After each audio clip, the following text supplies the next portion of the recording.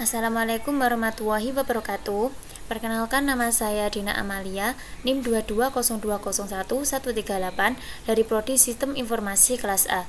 Di sini saya akan melakukan praktikum tentang tax classification. Dalam NLP, tax classification merujuk pada kegiatan mengelompokkan jenis-jenis tugas pemrosesan bahasa alami berdasarkan tujuan analisis, bentuk input-output, serta metode pemodelannya. Tujuannya adalah menciptakan struktur yang sistematis sehingga setiap permasalahan bahasa dapat dipetakan ke kategori tugas tertentu yang dapat diolah menggunakan model bahasa, algoritma statistik, atau teknik deep learning. Selanjutnya ada kelebihan dari tax classification. Yang pertama, mempermudah pemilihan model yang tepat.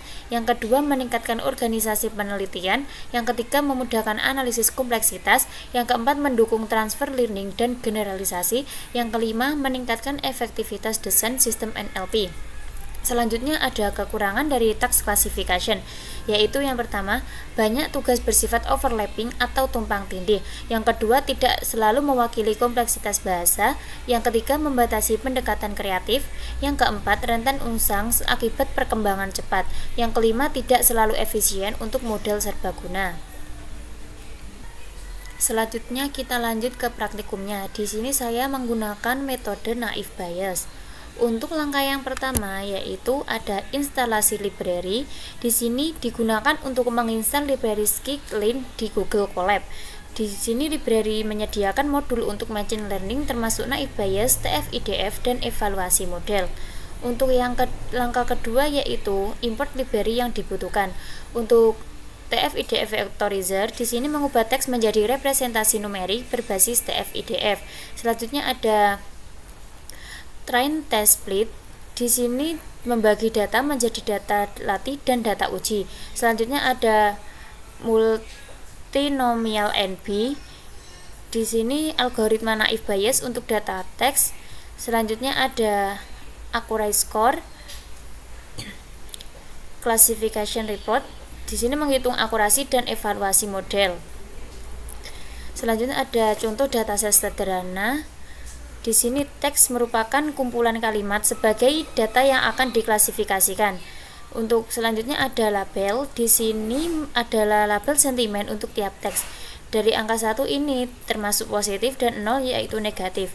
Tugas binary classification untuk dua kelas. Selanjutnya ada langkah untuk mengubah teks menjadi vektor TF-IDF. TF-IDF Vectorizer di sini membuat objek untuk melakukan TF-IDF. Ada fit transform. Di sini fit sendiri untuk mempelajari semua kata pada dataset, dan transform yaitu mengubah setiap teks menjadi vektor numerik.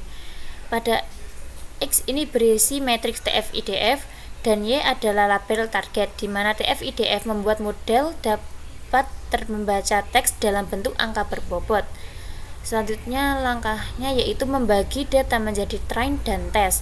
Di sini train test split membagi data menjadi dua bagian, yaitu 75% untuk training dan 25% untuk testing.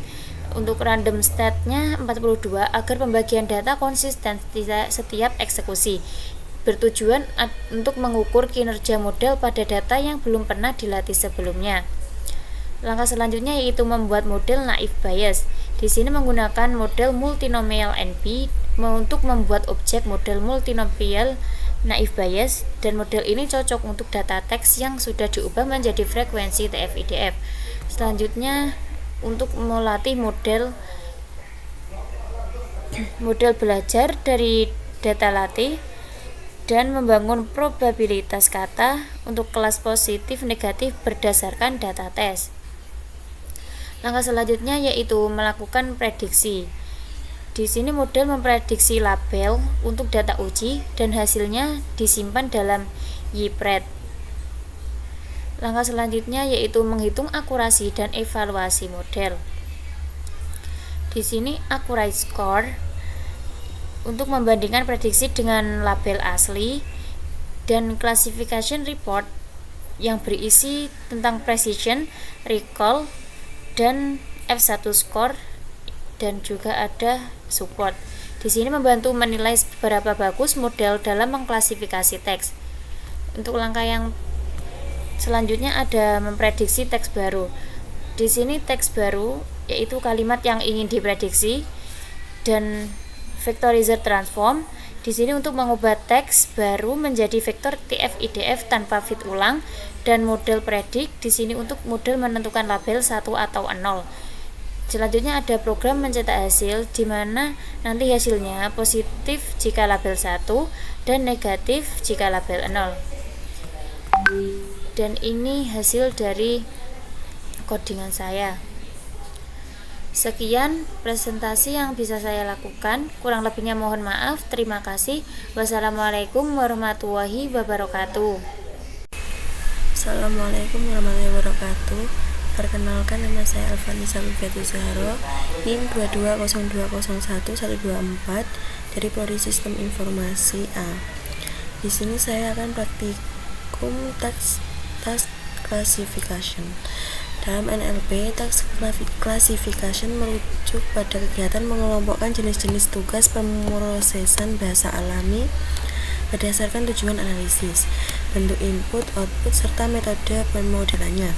Tujuannya adalah menciptakan struktur yang sistematis sehingga setiap permasalahan bahasa dapat dipetakan ke kategori tugas tertentu yang dapat diolah menggunakan model bahasa, algoritma statistik, atau teknik deep learning. Kelebihan task classification: 1. Mempermudah pemilihan model yang tepat. 2. Meningkatkan organisasi penelitian. 3. Memudahkan analisis kompleksitas. 4. Mendukung transfer learning dan generalisasi. Yang kelima, meningkatkan efektivitas desain sistem NLP. Untuk kekurangan task classification: 1. Banyak tugas bersifat overlapping atau tumpang tindih. 2. Tidak selalu mewakili kompleksitas bahasa. Yang ketiga, membatasi pendekatan kreatif. Yang keempat, rentan usang akibat perkembangan cepat. Yang kelima, tidak selalu efisien untuk model serbaguna.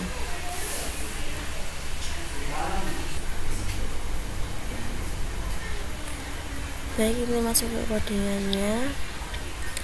Yang pertama yang kita lakukan adalah menginstal library. Libraries ini digunakan untuk menginstal library scikit-learn di Google Colab. Library ini menyediakan modul untuk machine learning termasuk Naive Bayes, TF-IDF, dan evaluasi model. Yang kedua, import library yang dibutuhkan. Tag TF-IDF Vectorizer untuk mengubah teks menjadi representasi numerik berbasis TF-IDF. Untuk yang train test split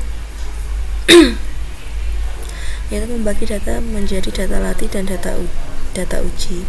Untuk yang multinominal NP, algoritma Naive Bayes untuk data teks.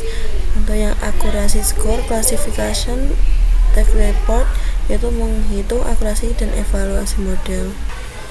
Untuk yang ketiga, dataset teks dan label. Untuk teks, kumpulan kalimat sebagai data yang akan diklasifikasikan.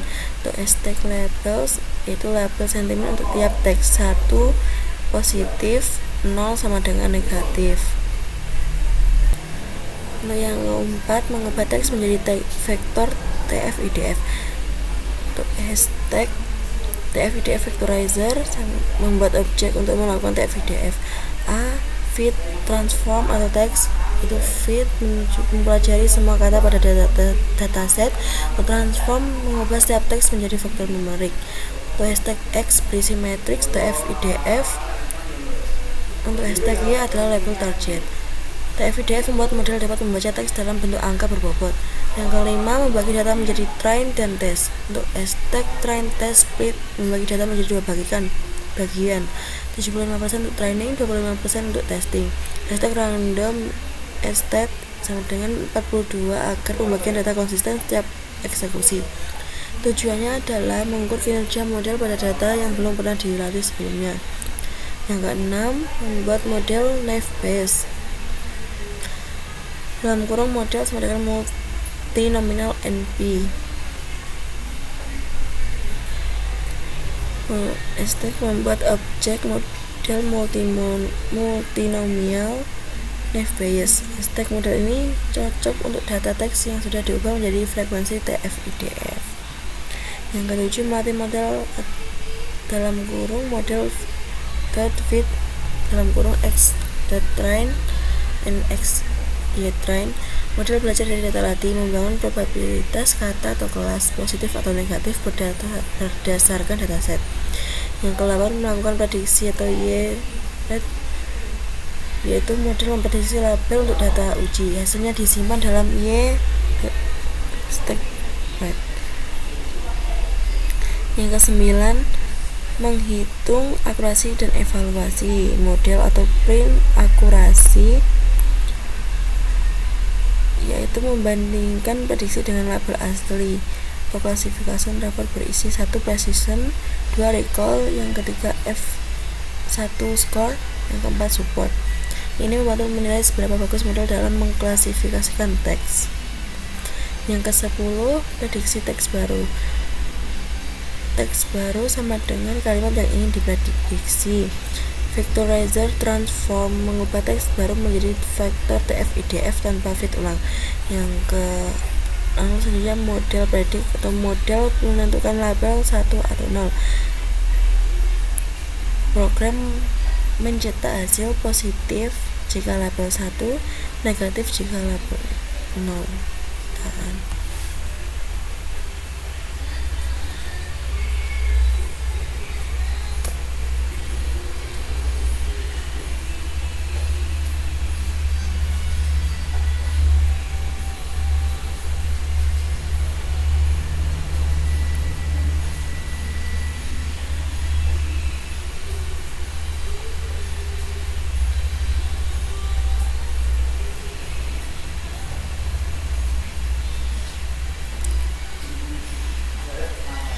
Untuk hasilnya seperti ini. Sekian praktikum dari saya. Apabila ada kata yang kurang, mohon maaf. Assalamualaikum warahmatullahi wabarakatuh.